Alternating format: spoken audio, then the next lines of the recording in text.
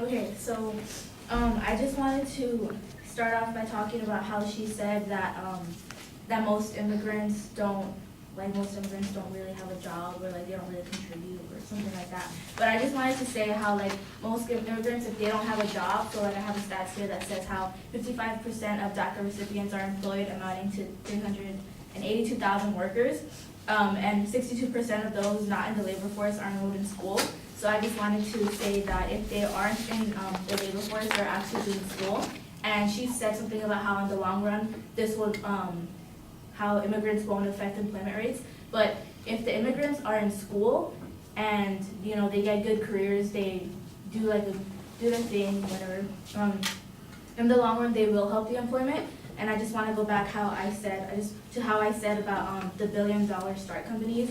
Like obviously they didn't just come over here and just automatically make a company. They had to like go to school, they had to get their knowledge about everything that they're trying to do, and then they made the $1 billion startup company.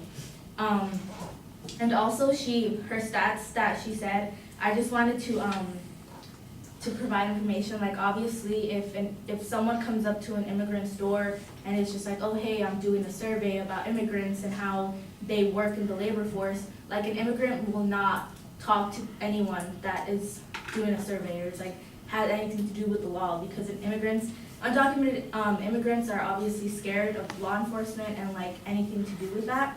So I want to say that the stats does not count for undocumented citizens.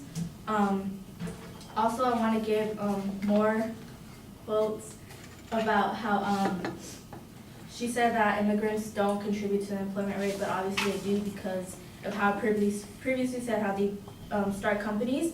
And I have a quote here that says, from Anderson Stewart, October 2018, he says that immigrant founders have created an average of more than 1,200 jobs per company, the vast majority in the US. So they have created jobs for people that live like a big part of the US population. Also, I want to say how how immigrants have consistently demonstrated greater entrepreneurship than native-borns, and this is from West Daryl M. 2011. He states that immigrants, as soon as they get here, they have they have a high level of entrepreneurship, and they in 2008 they have launched 0.53% of immigrants launched a business compared to 0.28% of native individuals. So I just wanted to state how one of them said previously how they take jobs away from native-born Americans, but rather than taking the job away, they actually create them. And one of them also said how, one of the negatives also said how immigrants don't really take away the low-skilled employment and jobs from native-borns. But I have a quote that says that they often took entry-level jobs in custodian services, restaurants, or construction that were poorly paid and not very desirable.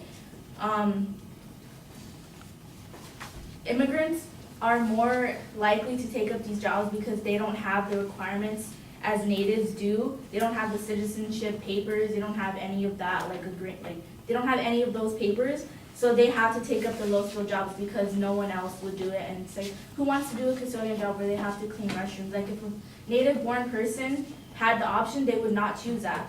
Like I think everyone can say that.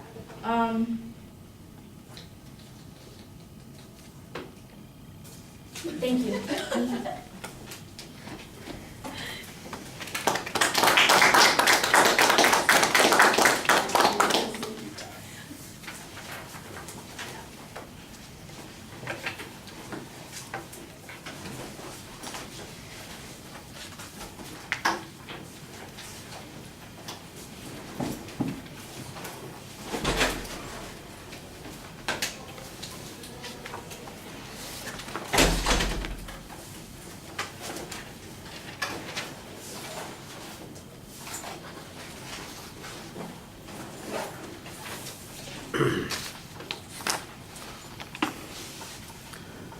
Okay, I thought we started off pretty clearly with the first affirmative. Let me stop this.